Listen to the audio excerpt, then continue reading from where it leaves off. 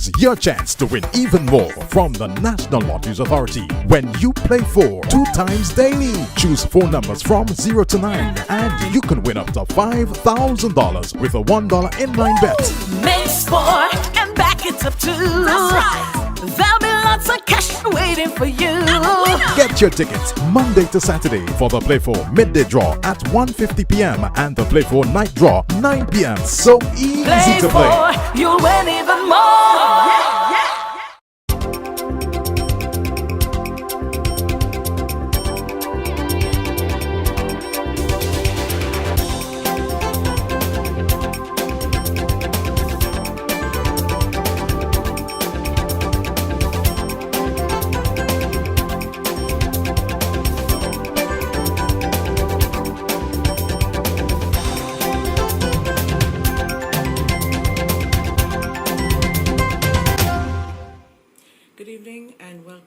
This week's edition of Roundtable Talk, our first edition since we took our break for Carnival.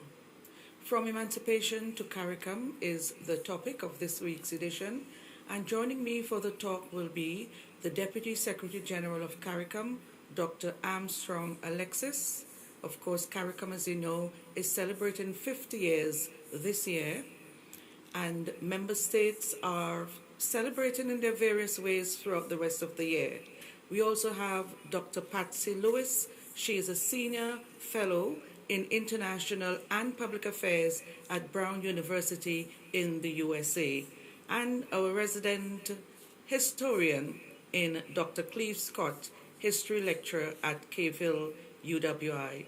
Dr. Scott, we're going to talk by beginning the conversation and talking a little bit about emancipation, and then we'll go into how we got from emancipation to CARICOM. So the historical context, re-emancipation, to start out with.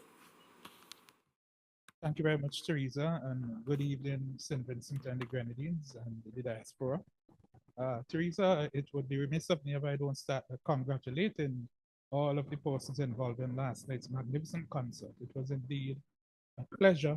As someone who is not just a historian, but who is involved with the music industry, it was really indeed an impressive display. And a display that celebrated our culture, because our Caribbean civilization, although it started way before the arrival of the Europeans and the coming of African slavery, the fact is that in 1838, we had the end of chattel slavery in this region. Chattel slavery, we need to make the distinction because it was the only place in the world that enslavement was tied to the reproductive capacity of women to the womb. That is, if your mother was born enslaved, then the child was declared a slave. Now, emancipation in 1838, 4th of August 1838, followed a period of apprenticeship in which enslaved blacks worked on the plantations, well, in St. Vincent and the Grenadines, we call them estates, whilst why they are called plantations in Jamaica and other places. And they worked for 4 years without any pay. In fact, this system was to last for 6 years, but through the various forms of protest by the enslaved people, the imperial power Britain brought emancipation much earlier. In fact, on the night of the 31st of July, 1838, the enslaved people celebrated emancipation in church services. And one of the hymns that they sung was one that spoke about Jubilee, in that enslavement had come to an end and it was time to celebrate. The period of enslavement was followed by the period of full freedom. And there was a traveler writer who visited St. Vincent and the Grenadines in 1839, and he asked a black man what it meant to be free. What did freedom means? And he said freedom means that you have the ability to choose what to do with your time.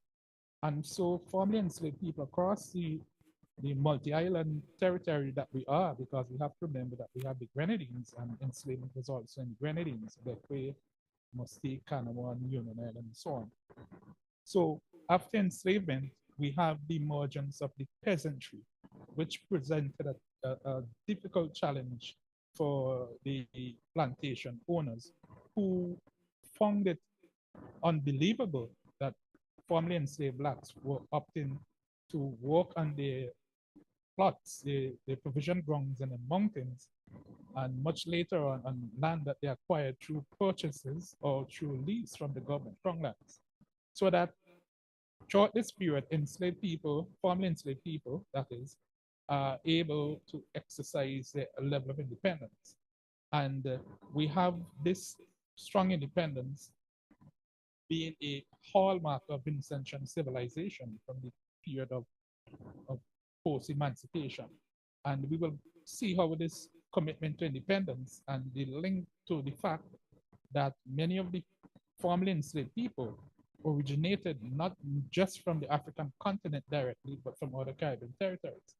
For example, in St. Vincent and the Grenadines, you have 600 enslaved people who were brought from the Bahamas, from one plantation in the Bahamas to Grand Sable Estate in Georgetown. You have enslaved people who were brought from Grenada, from St. Lucia, from the French territories, and so on. So that our culture is not just a reflection of direct African contribution, but contributions that are homegrown, what the great Barbadian poet and historian Campbell Bradford calls creolization. So that's a good place to start the conversation this evening, Teresa.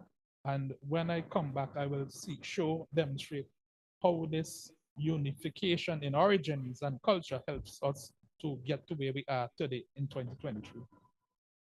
It's 185 years down the line. Tell us, Dr. Alexis, about the journey from emancipation to CARICOM. Well, of course, I mean, there would have been quite a bit that would have happened during that period between emancipation and the establishment of the Caribbean community in 1973. We remained oppressed in the Caribbean for quite a while. We were not self-governed. We did not determine our own destiny, and politically, our structures were determined by the colonial powers, the colonial oppressors, as I sometimes like to call them. It was not until the formation of the attempts to form a federation in the Caribbean in 1958 that we really began to take ownership of our own destiny, our own futures. And of course, we do know that the federation did not last very long. That was followed up by an attempt at Carifta, which was a free trade area. Antigua would have been one of the smaller islands participating along with Jamaica, Barbados, Guyana, and Trinidad and Tobago. So fast forward a bit, the successor was then the establishment of the Caribbean community through the signing of the Treaty of Chaguaramas in 1973, the 4th of July, which means that we are this year celebrating the 50th anniversary of CARICOM. There have been many different forms of governance during that period, associated statehood, and ultimately member states resorted to the idea of independence. And I have to say that when you read persons like Sridhar Ramphal, you recognize that independence was actually not the first the initial thought. It was really a thought of creating a single Caribbean state. Some of us who have read the history would know that Jamaica eventually withdrew after a referendum. Jamaica withdrew from the Federation, and the infamous phrase, which is now etched in our history, from Dr. Eric Williams, that 1 from 10 lives not. So that would have been part of the journey which has led us to the establishment of the Caribbean community, a community of sovereign states, but yet a community that is full of pride as Caribbean people, opting to take their future in their own hands. So that's what I would like to add to that at this point in time. Okay. Dr. Lewis, I know one of your interests, research interests, and you have in fact done quite a lot of work on CARICOM and OECS. What have been your main areas of focus in respect of this work and your interest in CARICOM, and also what are the findings pointing towards?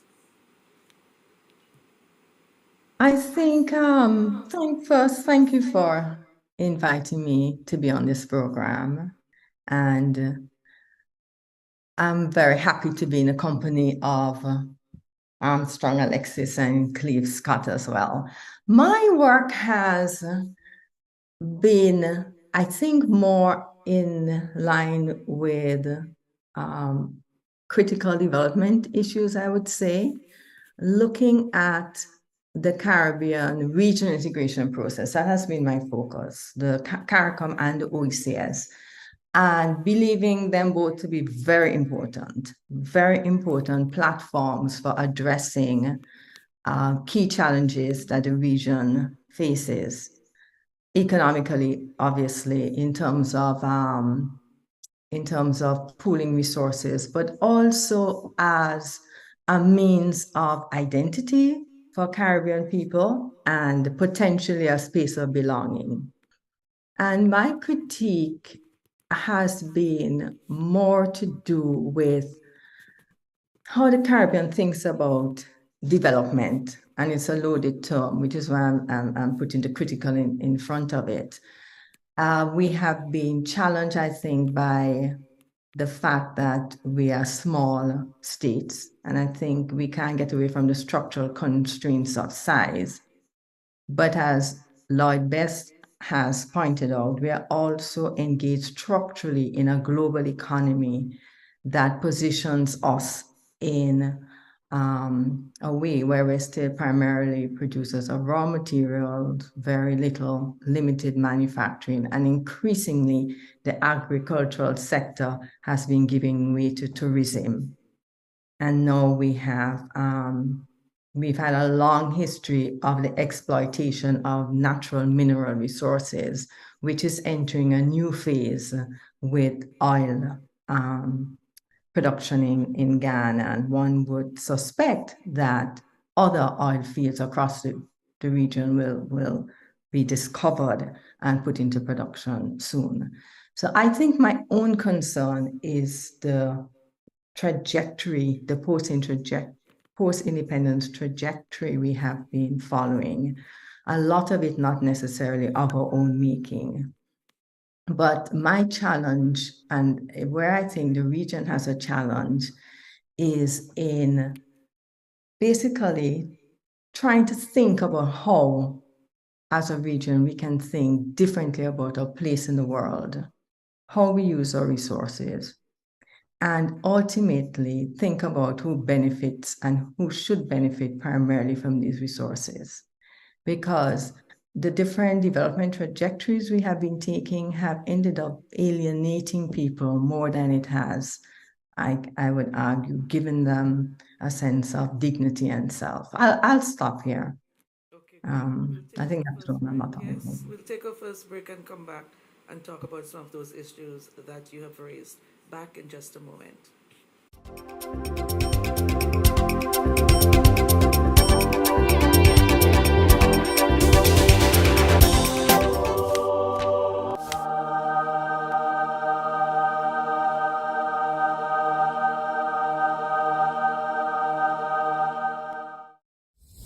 You can increase your chances of winning the Super 6 jackpot with a combo play. Remember, Super 6 numbers are from 1 to 28. Choose any 5 Super 6 numbers. That's a combo 5 for $69. Match any 5 of the 6 numbers and you will win the jackpot. Choose 7 Super 6 numbers for $21. Match any 6 of the 7 numbers and win the jackpot. There's more. Combo 8, where you purchase 8 Super 6 numbers for $85. $24. Match any 6 of the 8 numbers and you will win the jackpot. There are also Combo 3 and Combo 4 Super 6 plays. Visit the NLA headquarters in Pauls Avenue or WhatsApp 495-6886 for more details. Super 6, bigger jackpots, more chances to win.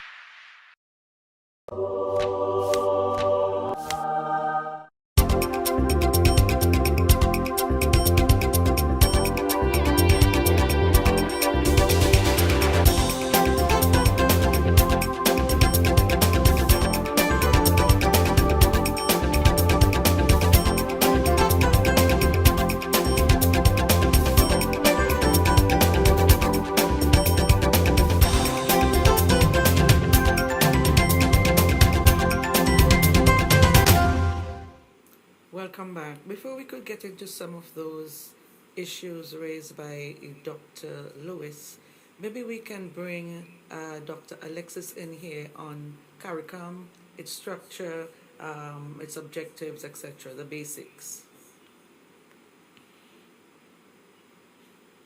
Yeah, thanks. The Caribbean community, of course, as you know, has its headquarters in Guyana, the CARICOM Secretariat.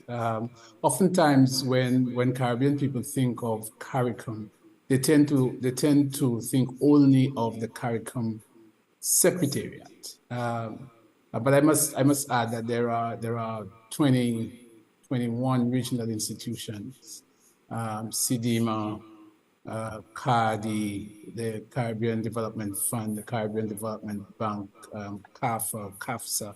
I can go down the list of 21 regional institutions, the Caribbean Examination Council. These all form CARICOM. And of course, you have the member states. And in terms of our structure, the highest decision body of CARICOM is the CARICOM heads of government. The Secretariat is defined in the treaty as the administrative center of CARICOM, and therefore the CARICOM Secretariat provides the day-to-day support to the effective management of the regional integration efforts by the member states.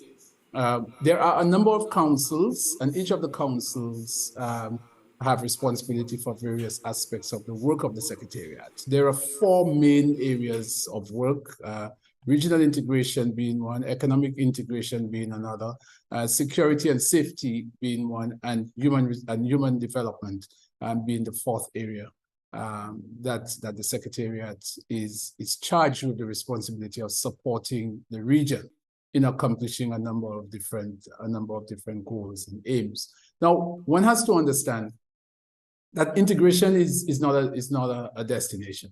Integration is a journey. It's a process. There never comes a time where at least certainly in the model that is practiced in CARICOM, we do not anticipate that there will ever be a time when we would have accomplished full integration. And that is perhaps what leads to some of the frustrations from time to time, because persons are sometimes of the view that CARICOM has not done sufficiently. CARICOM can do more. I certainly agree that there is still a lot that needs to be done, but there is also a lot that has been accomplished. And when we think of the fact that we have weaned ourselves in our education system from the British education system, the Cambridge examinations that we would have adopted as part of our colonial heritage. We've weaned ourselves of that, and we now have the Caribbean Examination Council.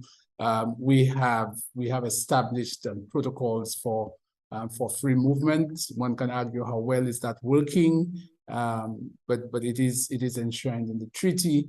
And there is also the opportunities for the rights of establishment of businesses across the region.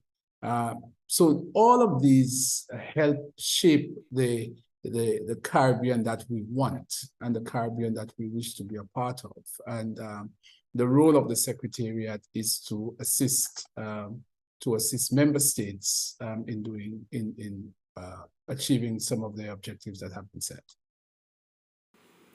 What is the Caribbean that we want? I can answer this And question I as an would individual. hear all three of I them. love that question. I can answer this question. I can answer this question, Teresa, as an individual. I certainly want a Caribbean in which we can rely more on our abilities and trust more in ourselves. Um, we have to develop our region for the people of the Caribbean. We have to develop a region that is better able to punch back at the international challenges that we face on a daily basis.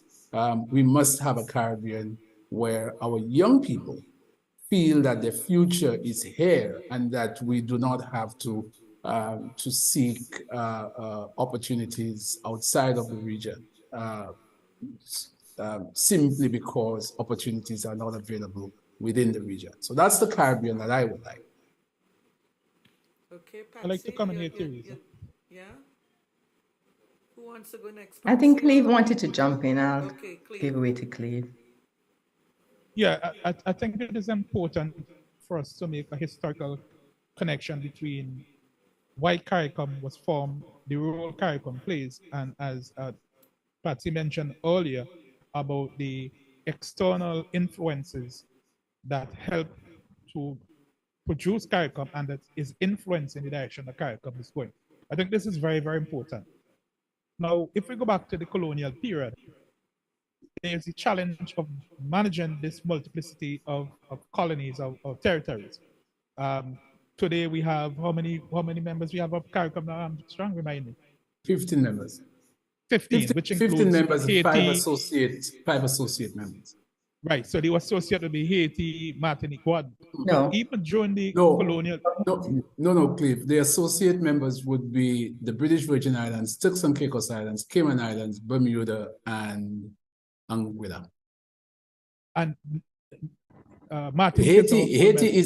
Haiti is a full member. Martinique is in the process of applying for associate membership. Okay, so what do you call them now? What officially are they called now?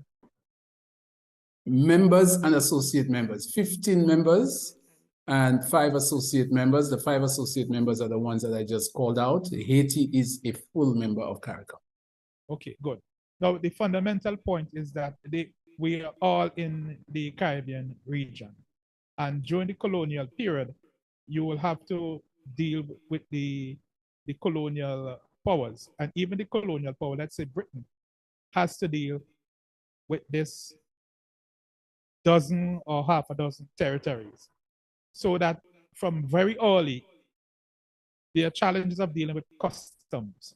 There are challenges of dealing with education. There are challenges of dealing with public health. And with CARICOM in the post-independence period, it makes it a lot easier. For example, we have issues around what we call model legislation, right? Now, for me, the major difficulty for the average citizen is that they don't know what CARICOM do. People say, oh, CARICOM not doing anything. But somebody like me, who have, for example, went to so many quoted meetings, particularly when we were dealing with the economic partnership agreement. And I know here's where Patsy would want to come in, because we have gone beyond CARICOM now to CARIFORUM, and that is, it's a reflection of the reality of where we are internationally, globally. Now, one of the things I always found very interesting when I attended meeting with international agencies, they would always be a line, deepen the integration process. And my response would always be, there has never been a CARICOM country that have fought a war against another. I think here's a good way for you to come in now, Patsy. Well, I like the question that you didn't answer, which is ideal Caribbean, because I think that that's a good place to start. And we don't have discussions about what we want this region to be, what is an ideal Caribbean. And I think when we define an ideal Caribbean, then we have something to work towards, right? Otherwise, it's piecemeal. It's about trade. It's about providing access to business people. It's about a lot of things. When, as you said, and I agree, Armstrong, with your vision, but we have political, social, and economic systems that marginalize our young people from the center of our economy because we have high youth unemployment. We have political systems that marginalize people because it's based on representation, representative democracy, which, doesn't give it. It doesn't allow us to take advantage of the fact that we're small, really small political entities that can allow ordinary people to have a more direct say in governance. So I think that there's a lot we can do to center Caribbean people more in discussions about what their ideal Caribbean looks like. But I think one of the things that we have to be careful about is how the developmental trajectory that we have been on since independence has alienated and is increasingly alienating people from the center of their own reality. I think in Grenada, there was an ad on the radio that says, tourism is everybody's business. And you're not quite sure what that means, but you go to the beaches and you see runaway building, huge buildings. You see, sewage, as in brown water, being channeled increasingly into the bays.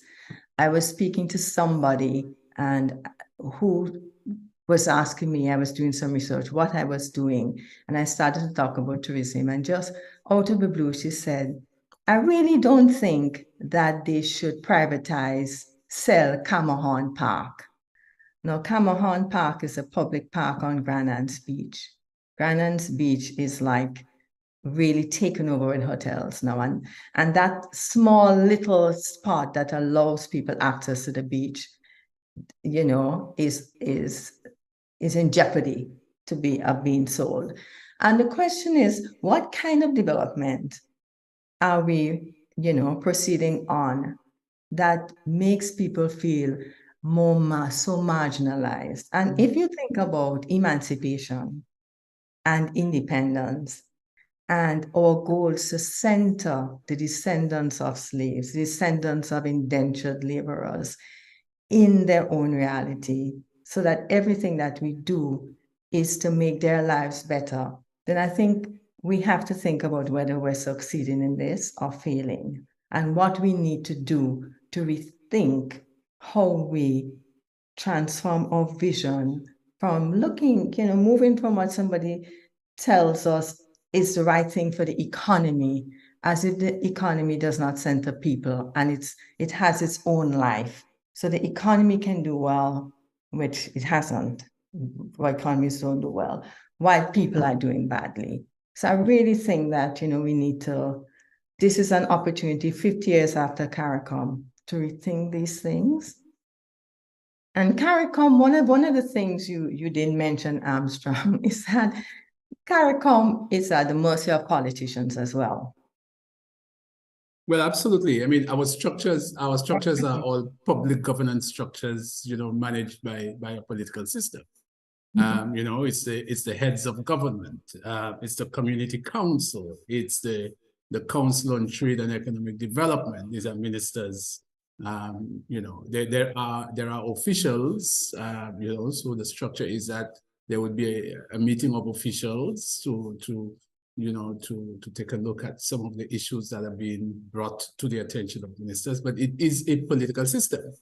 And therefore, any weakness of the political system will, by nature, show its ugly head in whatever the structures that CARICOM has. Now, CARICOM has a charter of civil society, which has not been given the kind of attention that it deserves. Now, if we were to give more attention to the Charter of Civil Society, there would have then been created a space for non-state actors to be more involved in determining the trajectory that we want to take moving forward as a community. I'm trying to think that's an excellent point. The role of Yes, an excellent point that we civil will society, develop the when we non-state. come back. Yeah, we'll develop that point when we come back. Okay, back in just a moment. Okay.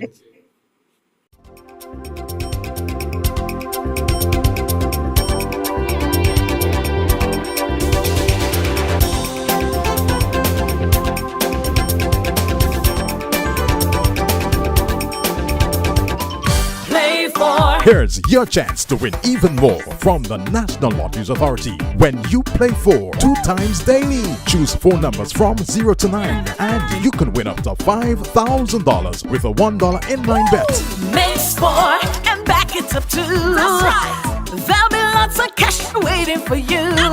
Get your tickets Monday to Saturday for the Play for midday draw at 1:50 p.m. and the Play for night draw 9 p.m. So easy Play to play. for, you'll win even more. Thinking of winning the lotto jackpot? Well, there is an easy way. Combo Play. Choose 4 numbers from 1 to 36. That's a combo 4 at a cost of $64. Match any 4 of the 5 numbers and win the lotto jackpot. There's Combo 6, where you purchase 6 numbers for only $12. Match any 5 of the 6 lotto numbers and hit the jackpot. How about Combo 7? That's a purchase of 7 lotto numbers for $42. Match any 5 of the 7 numbers and you will win the jackpot. There are also Combo 3, Combo 8, and Combo 9 lotto plays. Visit the NLA headquarters in Pauls Avenue or WhatsApp 495-6886 for more details. Lotto, you have to be in it to win it.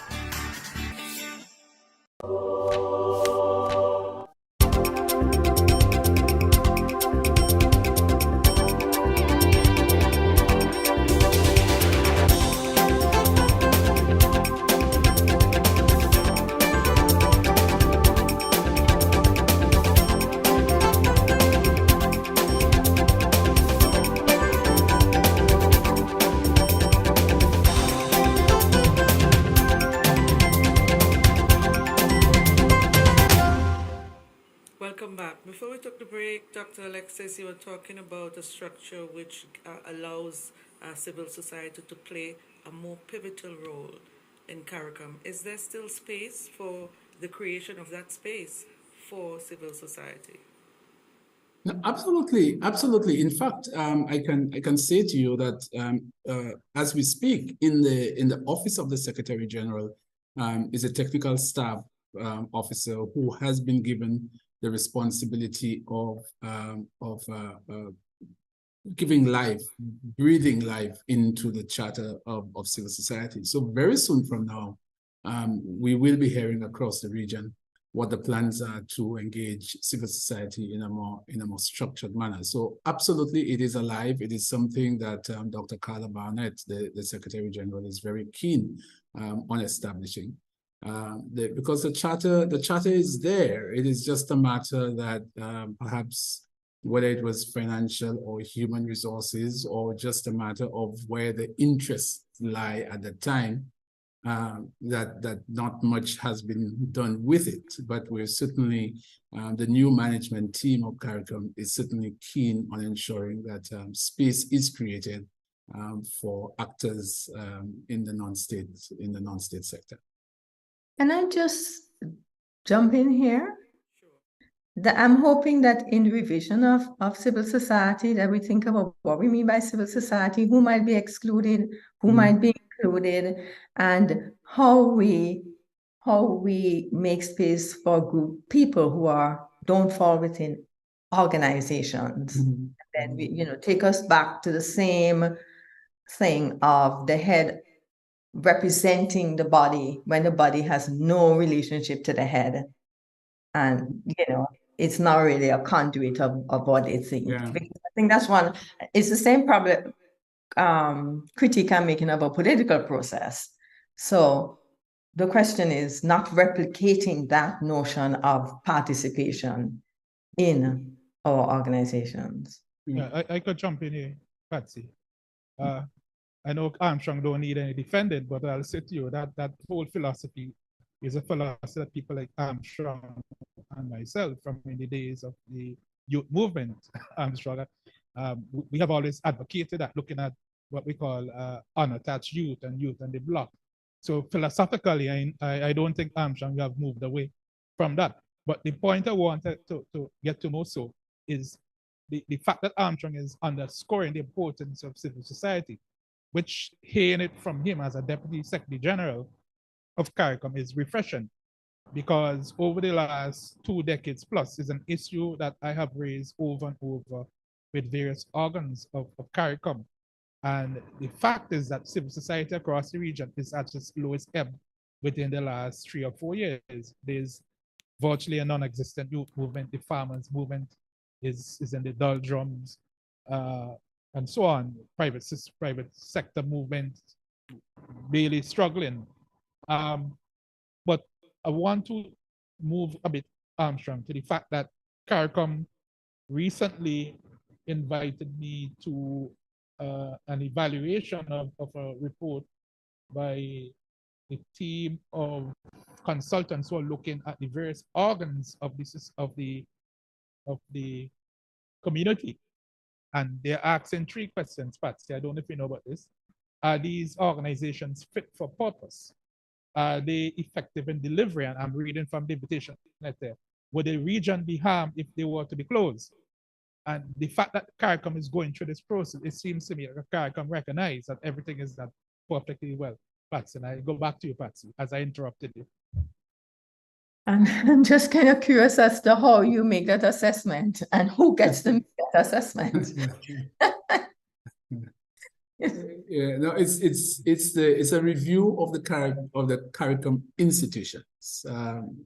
I would have mentioned that the ecosystem is the Secretariat plus 21 regional institutions. There has been a call by the heads of government to take a look at the regional institutions and the 3 questions that Cliff just mentioned. These are the 3 questions that guide the entire process. It's an interesting exercise. It has its own challenges, but we're hoping that the questions that are asked is to focus on understanding why we're doing what we're doing. How do we as a Caribbean civilization design structures that respond to our reality and that projects us forward into the future? We can't replicate what other societies are doing. We have to find ways and means of addressing our issues as a Caribbean civilization. And the truth of the matter is, we have a lot of institutions in the region. Perhaps many of those institutions were established because funding was available, for example. And because funding was available, then an institution was created to address a particular issue. Are there economies of scale that we can benefit from here? Can we bring the institutions together? Not lose the mandate, not lose the momentum, but deliver more with less. This is not a statement that I particularly like, to do more with less. I think it depends on what you refer to as less, and a lot of the times, money, financing becomes the issue. I think as a Caribbean society, we have produced per capita, at the very least, if not more than many developed societies.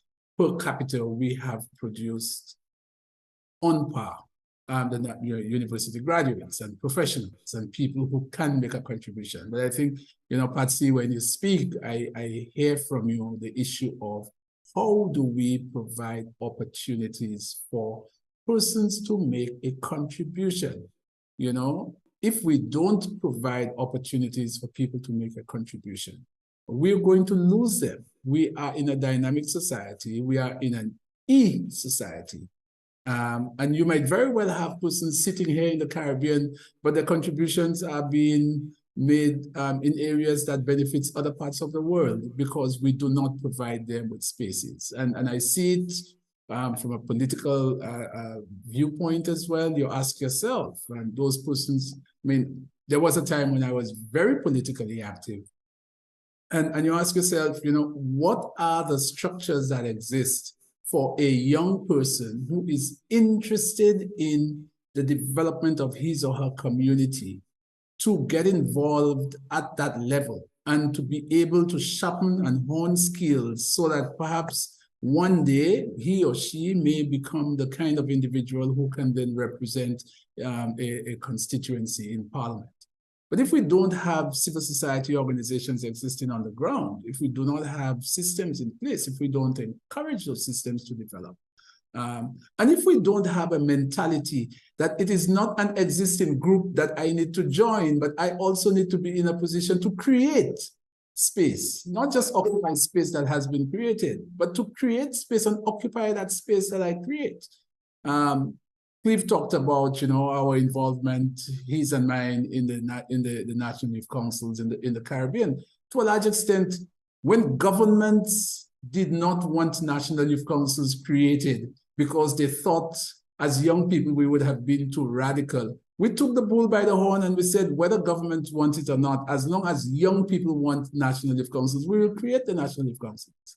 I don't know that our society is in that kind of realm today, given all the individualism that guides and dictates what we do. So somebody's saying here the contributions that graduates can make is limited because of the hubris and arrogance of the island state's politics. The institution can do very little without political union. They are handicapped to the extent that their ultimate decision making lies in the hands of politicians who are not all reading from the same songbook. Feedback? Whose comment is that? It seems to be saying a lot of things at the same time. Yeah.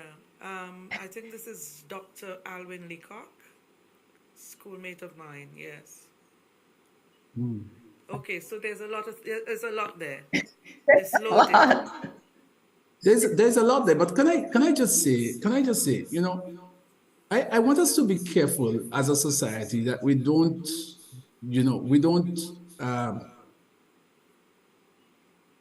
knock down political systems and political processes just for the sake of knocking down political systems and political processes. I want us to be very careful as a society not to do that. Now, I'm not saying so to suggest that our political systems, our public governance systems are okay. But I have been around long enough, and not just in my capacity as Deputy Secretary General of CARICOM, but I've been involved probably more in civil society action than formal government action. And it's easy for us to put all the blame on politicians, and our political system is X and our political system is Y. But at the same time, whilst it becomes easy to criticize what we have, we are not very good at, like I said a while ago, creating and occupying spaces other than the space that the formal system of our political structures have created for us. So I think it's an issue that we need to be very mindful of. Let us not, just blame everything on our political system, because from where I sit, I can tell you, our political leaders, our heads of government, I've been with CARICOM now for just under 2 years, and I have attended both virtual and face-to-face heads of governments meetings. And I have always said that our Caribbean society, our Caribbean citizens, if they were to be a fly on the wall, would be exceptionally happy with the way in which our current group of leaders represent our region when they are negotiating with the bigger countries, the United States, countries in Europe, etc. So we need to be very careful not to only knock down our political systems, but find ways and means of ensuring that they work to the benefit of all.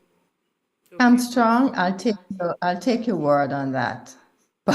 But it's kind of hard to say. I have said it, Patsy, many times before. If persons, and I will repeat it, if the average citizen were to be a fly on the wall when conversations are being held with political leaders, with third states, the average citizen in the Caribbean would be very pleased and impressed with this group of leaders. Take a look at the leaders that you have in the Caribbean. I would take you at your word. I would move on from that one. I would like to comment. Patsy, I'm not hearing them, but I am seeing all of our examples of this unity, especially how we fell apart under the Trump administration, how some of us acted in a way that was frankly embarrassing. So are we talking about things turning in the last year or so? But anyway, I don't want to go down. How many new leaders do we have since Mar-a-Lago? We have one leader who has basically taken the world by storm, who is Mia Motley, and whatever your criticisms are of her, and I'm sure there, is room for a lot, but at least she speaks with a confidence that we haven't had for a long time. We really haven't addressed the international community with a degree of confidence. And it hasn't been an easy road, I know that. Because when you are negotiating with Europeans, and at the same time you have to beg them for resources, then, it really doesn't put you in the best space. Patsy, you're kind of generalizing, but I would like to be very factual and specific. The last major negotiations we had in the region was the economic partnership agreement. And it is because of the role, and I want everybody to listen to me and quote me, right? Media houses quote me. It is because of the role of Caribbean leaders why Africa was able to achieve the level of success they were with the EPA, right? Caribbean and leaders. What success would that be? They didn't sign, several regions did not sign the EPAs. Several regions. About the EPA, are we talking about the revised Cotonou? No, I'm not even getting to the revised Cotonou. That's a different discussion. What I'm saying is that the Europeans were convinced that the Caribbean region would be a walkover with the EPA, but the EPA went right down to the wire. And as you know, as someone who have done tremendous research on bananas would know, and rum would know, that you left the Caribbean no alternative but to sign the EPA, because if you did not sign the EPA, you would lose market access. Yeah, but the Pacific had the same thing. Everybody else, we're the only ones who signed the EPA. I would disagree with you on the EPA, but I don't want to stick. But okay, so we disagree to agree or agree to disagree, and we'll be right back. No, I'm not finished yet. We'll be right back. No, after this final break, okay. we'll pick up from where we left off.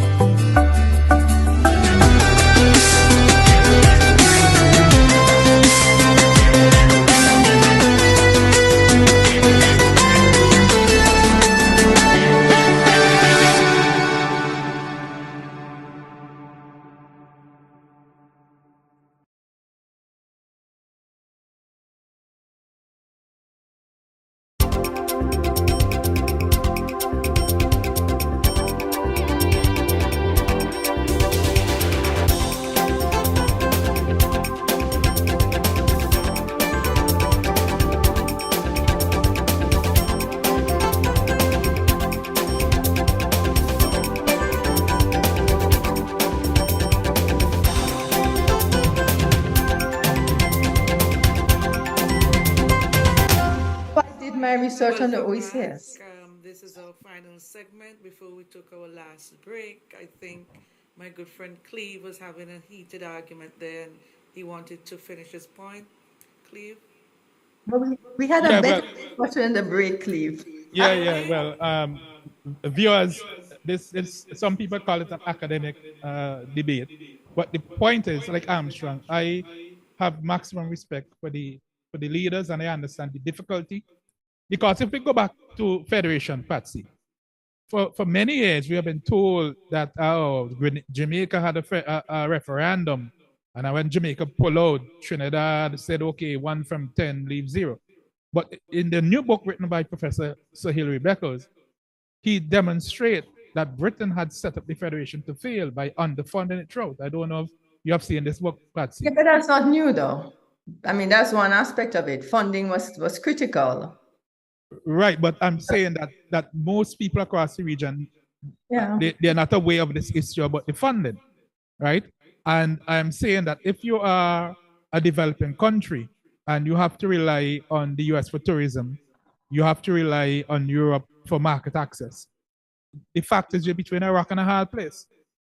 And we know that if we go back to the recent issues of Venezuela and Cuba, how regionally at the OAS, our countries have found it difficult to stay united because you do you die, you don't, you die, Patsy. How do you respond as an international relations expert? You're putting a lot on the table. I think that we need to have a sense of self. Whenever we go to any negotiations, EPA, post-Cotonou, there's always the issue of, I wrote about the revised Cotonou agreement, post-Cotonou agreement. And what was very clear to me is the extent to which the agreement focused on investment. People do not invest where there are no resources, right? Yeah. So we still have resources that Europeans and Americans want to invest in.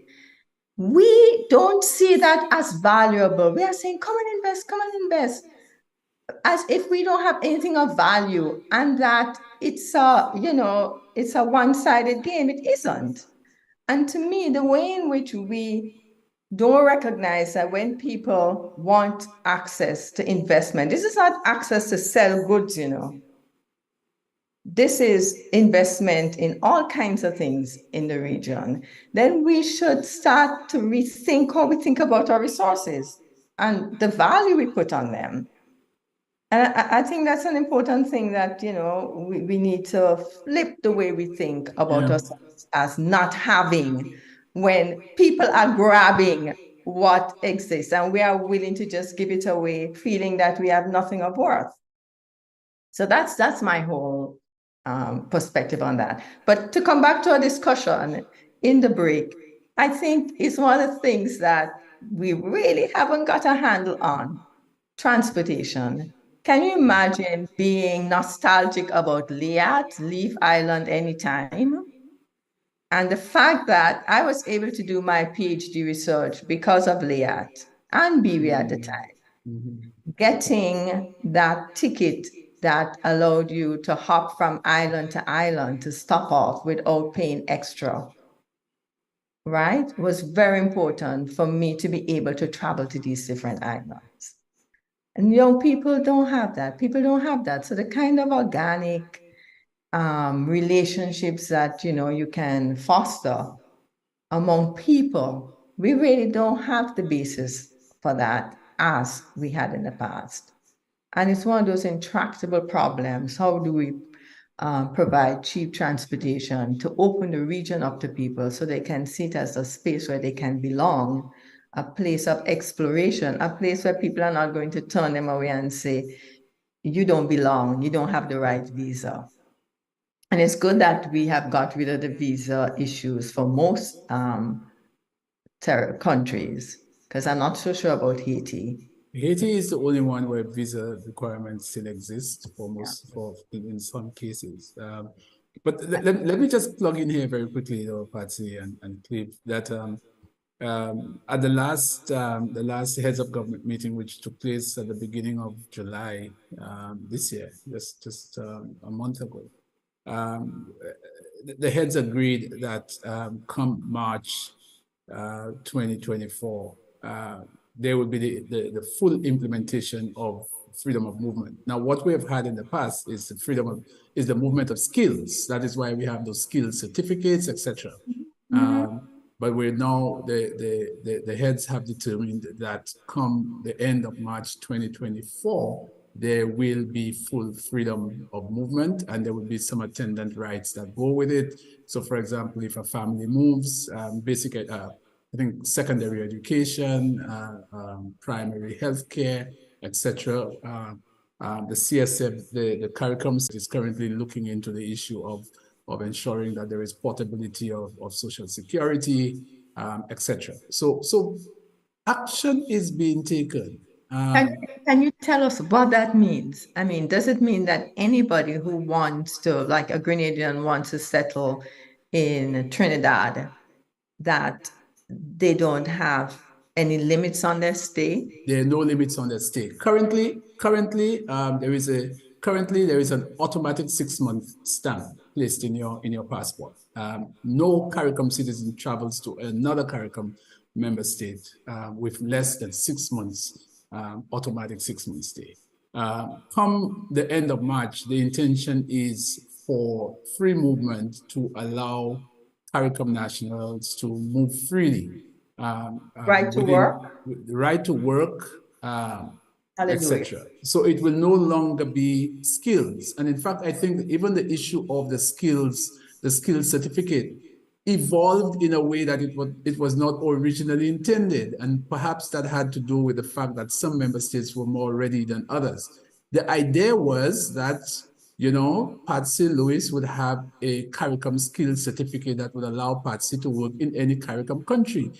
The way in which it evolved is that Grenada gave a skills certificate, but if you want to go to Trinidad, you must get another one. If you want to go to Barbados, you must get another one. So there are some people with 5 and 6 and 7 skills certificates. So come March, hopefully we are not going to be going down that road. It will be free movement of people, irrespective of your category of work. So that is something that as a Caribbean region, we should all be looking forward to. And the heads were very clear that had to happen within the 50-year anniversary of the signing of the Treaty of Chagarans. Okay, before we That's go, there's amazing. asking, It's one of the things one of the things I've been most critical of CARICOM, and what I see as the elitist character of the organization. Okay, a question, And Patsy. Someone wants to know, since someone brought up Africa in the last segment, I would like to get the panelists' views as it relates to the status of African and Caribbean cooperation. There seems to be a disconnect between the regions. Are there any specific ongoing programs, trade, education, exchanges, etc., that we can point to that demonstrates establishing and strengthening of relationships between Africa and its diaspora in the Caribbean? And the person who wrote that, I think, know you very well, Patsy. Jose Jackson? Oh, hi, Jose. You should be answering that question, Jose.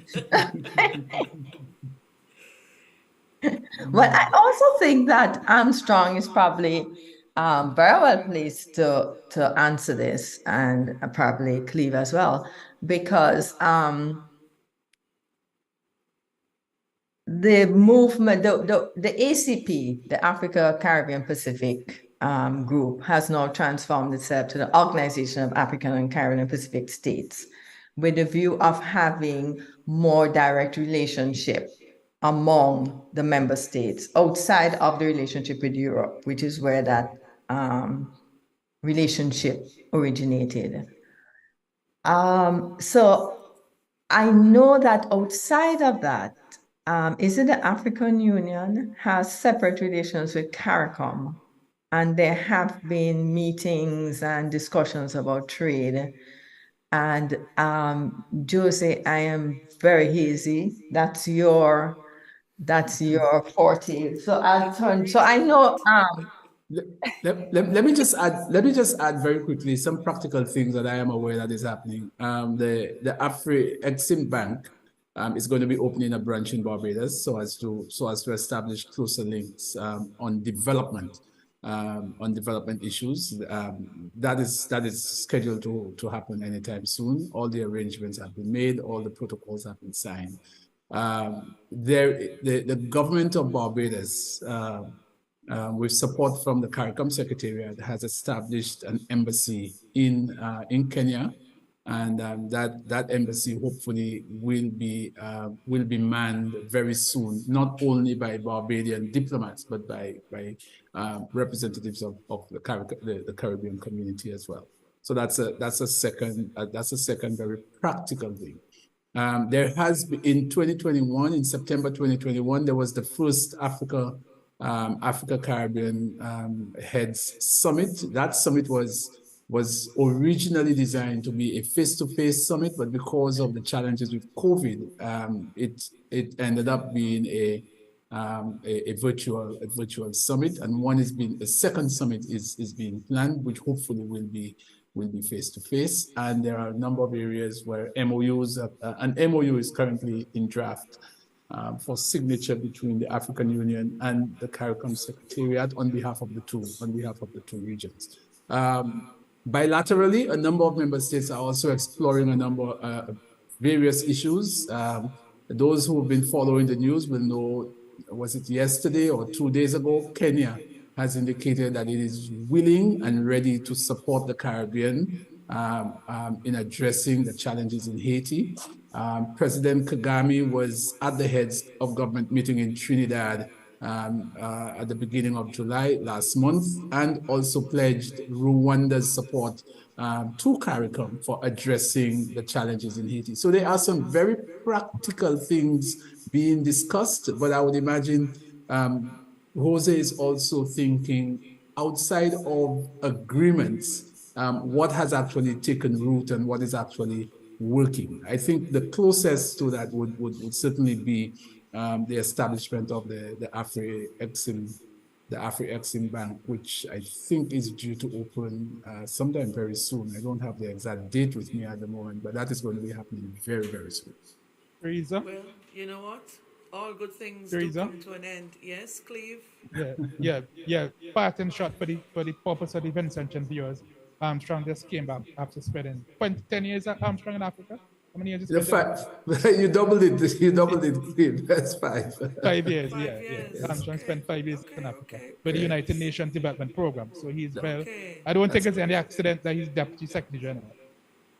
Yes. I don't think and so. I also and just out of interest as well, I also worked in Samoa and Fiji for a period of 3 years. So I have worked. I'm from the Caribbean. I've worked in Africa and I have worked in the Pacific. And Listen, Jose is very much involved in African she Caribbean. certainly is. Yeah. Yeah, and she's So, a Vincentian for those who before don't we know. go, someone is Teresa. asking, I'm a doctor registered in St. Vincent.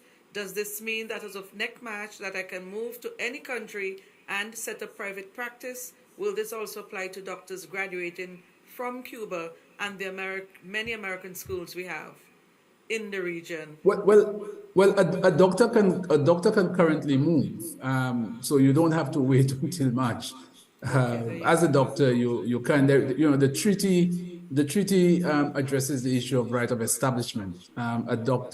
Any professional who wishes to establish a business in another member state of CARICOM under the current arrangements can do that. Obviously, there are always hoops to be overcome because different countries have different expectations and requirements. But that doctor does not have to wait until March. That is something that can be done this evening if a flight is available. Okay, thank you so much. We have to do this again. I mean, the time just flew, and it was such a pleasure having all three of you on the panel. But we must do more of this in the Caribbean so that our people understand and know what is happening. So I'll call on you again. I'm sure that you would respond positively. Thank you so very much, Doctors Alexis, Lois, and Scott. It's been a pleasure. Thank you so much for having us. Thank you again. We didn't even get to ask about what else is happening in terms of the celebrations throughout CARICOM, but I guess we'll find an opportunity to talk some more about that in another program. That's our program for today. The technician has already hinted that I'm way over time. So thank you for tuning in, and see you again next week, Wednesday, for another edition of Roundtable Talk. Good evening.